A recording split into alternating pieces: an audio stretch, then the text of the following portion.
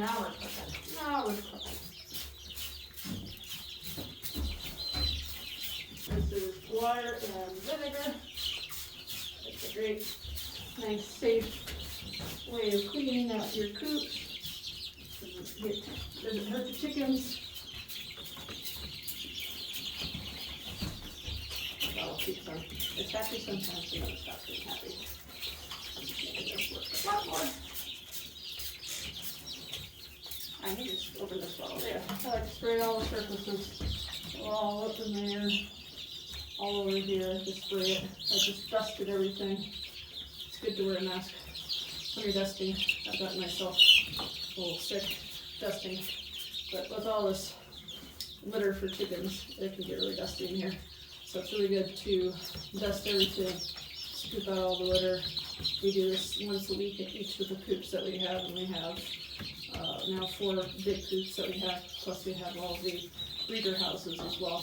But we go and we dust everything down, we scoop it out, and then we take this vinegar and water, and then we come back in with a poultry dust and with an insecticide, sprinkle that everywhere. And then we put all the bedding down, and that way everything is nice and clean, nice and sanitary, dust-free, because dust for humans and dust for chickens especially can be very harmful to them. This little spot, we have 157.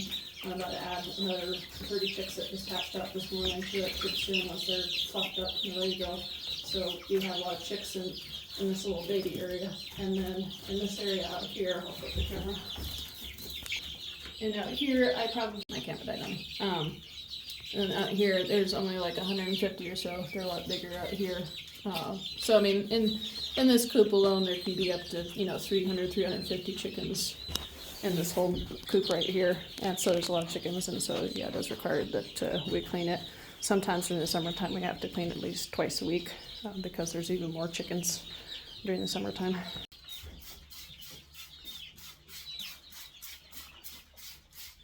You can add soap in here if you want to, just like regular dish soap. Stop flogging on me.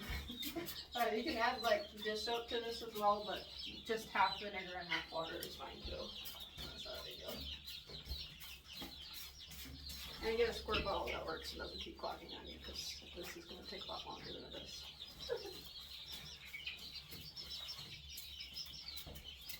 Booger, come on.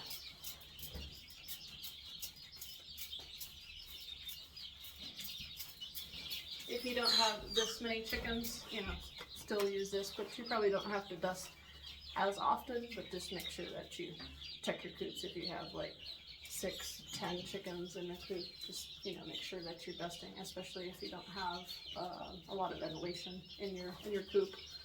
Just make sure you're checking for dust, because like I said, dust can definitely be a health hazard to both humans and to chickens. But it's the bedding that especially will cause turning gray.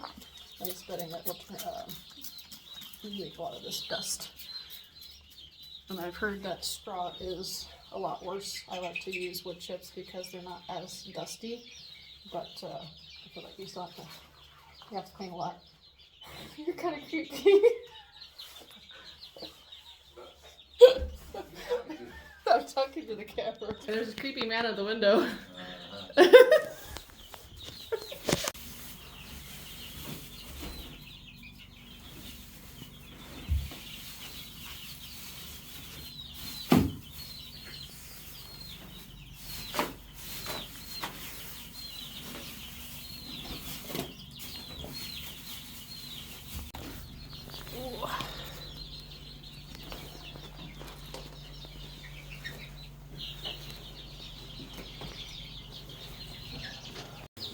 Can we help you, sir?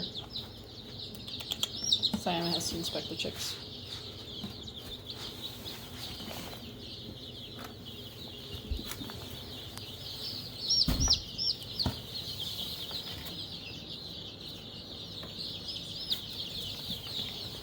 Alright, so now that the area has been cleaned out, the babies get to go back in. Now that it's nice and clean. It's kind of nice and do clean out this area, even though it's a lot of work, dusting, cleaning, and spraying it, and scooping stuff out, and getting the bagging out the bedding, all that. As we move the chicks out of this area to clean it, we can check on them, see if they've got pasties, see how their overall health is doing, and I recount what types of chicks that we have too, because inventory takes a lot of work, figuring out how much of what breeds that we have. And so a good benefit is just as we put them in, checking, make sure they don't have any pasty butts, and that they are overall are faring well. Ha! Chucky. And then also check and see which ones are too big for this area. She's not big enough yet, but if they're like really big, then I'll put them out in this area with the bigger kids.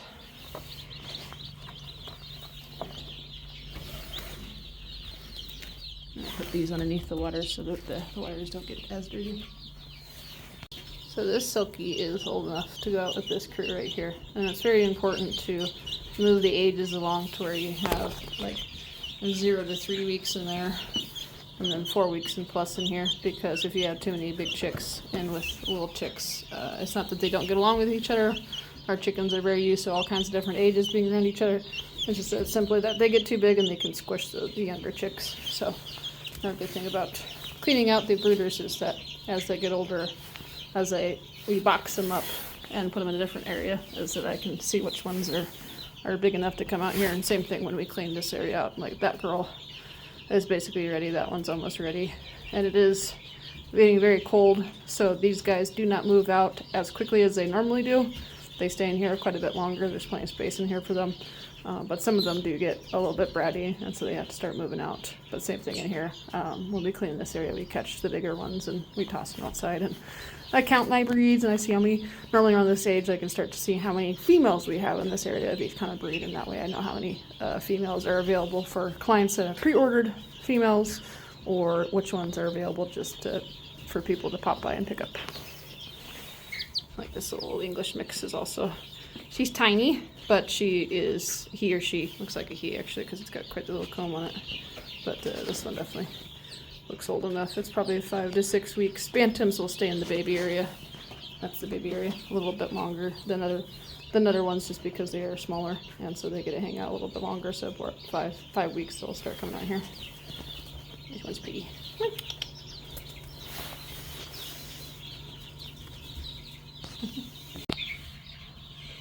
You done your coat? Yeah? You pick up?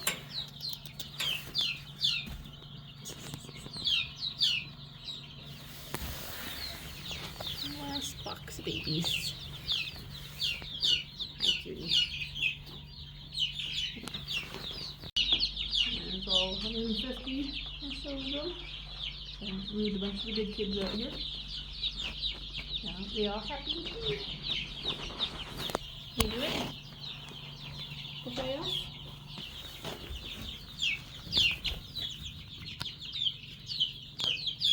Got the new babies crying. They're like, what are we doing out here?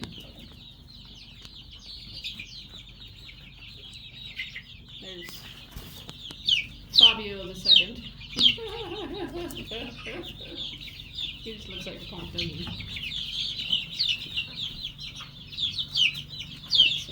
Tension sea bright mix. Some normal sea brights in there. Old English sea bright mix.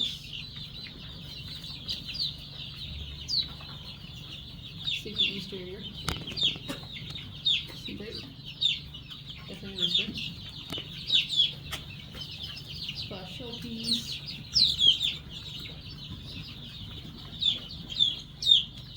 Easter egg, Crusty True Blue, White Silky, Splash Silky, Blue Silky, Troublemaker,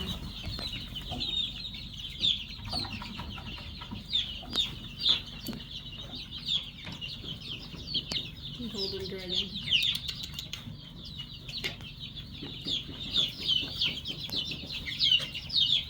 Blue Busted Leg Bar.